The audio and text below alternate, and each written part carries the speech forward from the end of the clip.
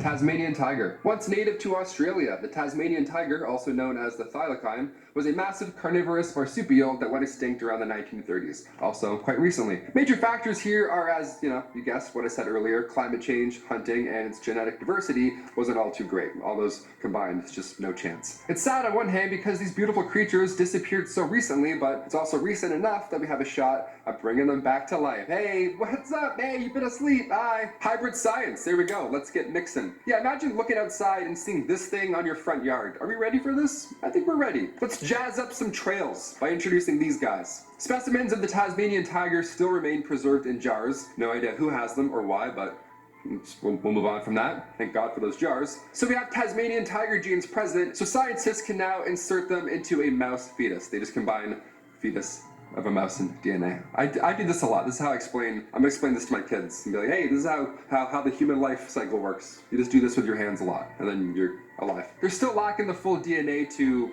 successfully recreate it, but they're close. A recent $5 million donation to the University of Melbourne earlier this year allowed for researchers to create a research lab. So yeah, they're actually getting very close. They're like making the lab to make this thing. I'm like, ooh, they're gonna do it. Number 3, the great razor auk. Yes, once thriving in colonies off North Atlantic coasts, the great auk would grow up to 30 inches long and its wings would only be used to swim. They were cute, but quite defenseless, these little guys. Around the 1500s, European fishermen discovered this perfect area for hunting and or eating, and it just happened to be where most of these great auks were hanging out. So they disappeared fast. By 1950, the last 2 known specimens were hunted by a single fisherman on Elvie Island, just off the coast of Iceland.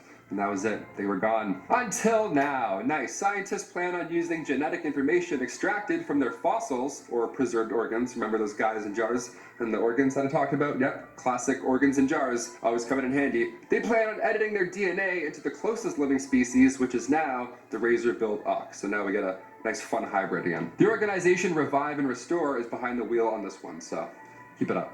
Keep bringing things back from extinction. Just not humans. I don't want zombies, please. Number 2, lions. Back in the 80s in the Chatmere Zoo in India, they started an experimental program where they would breed together domestic lions and African lions in the hopes that they would just be introduced to the wild and help with the dwindling population of wild lions in India. On paper, that's a great idea. That's a step forward. We love those. But the zoo found 2 African lions that were being used in a circus and was like, you know what? We're going to save you guys. Get out of the circus. Then they brought them in to breed with their 2 Asiatic lions. So I mean, from circus to science, it's like, you're still sorry. When the cubs were born, it was clear this was already a mistake from the get-go. The cubs already had severely weak back legs, they were having trouble walking as they got older, their immune system started to fail, and by 2000 they had bred more than 70 of these hybrid lions. So they finally decided to stop the program, and all the males were given vasectomies in order to stop any further reproduction. There are luckily laws that prohibited them from killing these animals, so at this point, we're just waiting for them to die naturally, which sucks, but it's definitely better. And finally, number 1, the dodo bird. Dodo birds were once big and beautiful. These flightless ground nesting birds once filled the islands of Mauritius, located in the Indian Ocean. They were awesome. We've seen them in Ice Age. They're all funny and big and furry. They had massive talons. They were gray and blue. They were gorgeous, and